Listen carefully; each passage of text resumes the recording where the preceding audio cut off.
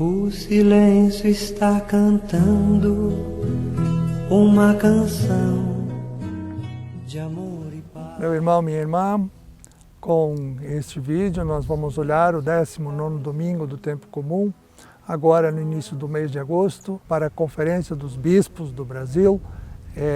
O mês de agosto é considerado o mês vocacional, isto é, o mês em que a igreja toda no Brasil se ocupa com as vocações, os ministérios que trabalham em função do andamento da igreja. O ministério sacerdotal, nas 3 dimensões de diácono, padre e bispo, o ministério matrimonial, dos casais, das famílias, o ministério do serviço da caridade, que é a consagração dos religiosos e religiosas, o ministério dos leigos, por exemplo, o catequista, o ministro extraordinário da Eucaristia e outros mais. Nesse domingo, nós vamos contemplar a chamada vocação sacerdotal.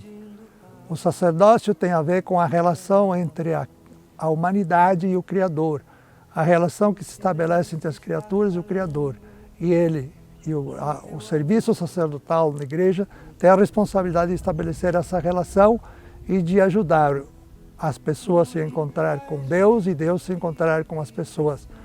E diz o nosso autor ali, que de Hebreus, que todo sacerdote é tirado do meio do povo, estabelecido em favor do povo, para as coisas que diz respeito a Deus, ao Criador, a relação das criaturas com o Criador. Ninguém pode querer isso e fazer isso acontecer, a não ser aquele ou aquela que é chamado pelo Senhor. É o Senhor que diz, é o Senhor que designa isto. Nós vamos então ver nesse primeiro domingo de agosto, 19º domingo do tempo comum, centrado nessa expressão do Evangelho. Feliz o servo que o Senhor encontrar ocupado com as suas ordens. Este é quem estiver a serviço do Senhor. Venha a hora que o Senhor vier.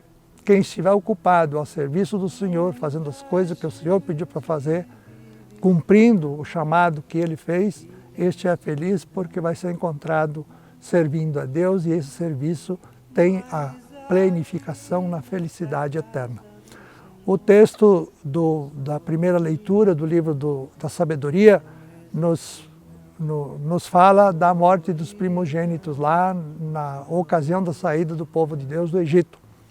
Que os primogênitos dos egípcios que não aderiram à aliança com o Senhor foram sacrificados e os primogênitos dos israelitas libertados. Tem a ver que aqueles que não querem deixar que os filhos de Deus façam as coisas de Deus e cumpram a sua missão, estão contra Deus. E isso acontece, não é só lá no Egito, em qualquer lugar, quando a gente quer que as pessoas façam aquilo que a gente quer e não aquilo que Deus quer, não aquilo que Deus pediu para elas. E aí fica bem complicado. Na verdade, quem faz isso está matando as pessoas em seu desígnio vocacional. E às vezes as próprias pessoas são rebeldes ao chamado de Deus. O Salmo 32, 33, feliz o povo que o Senhor escolheu por sua herança. O Senhor, todo ser que Ele chamou à vida, Ele chamou para algum desígnio dele. E é feliz enquanto esse responde a esse desígnio. Sou eu, é você, somos todos nós.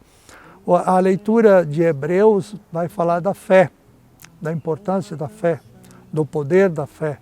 E aí começa falando da fé de Abraão, que obedeceu ao chamado de Deus e continuou e foi fazendo o caminho que Deus pediu. E aí foi de grande feito para a formação do povo de Deus. O Evangelho, como eu já disse, nos pede prontidão, que estejamos preparados, porque quem determinou o dia da minha chegada não fui eu, e quem determina o dia da minha saída também não sou eu.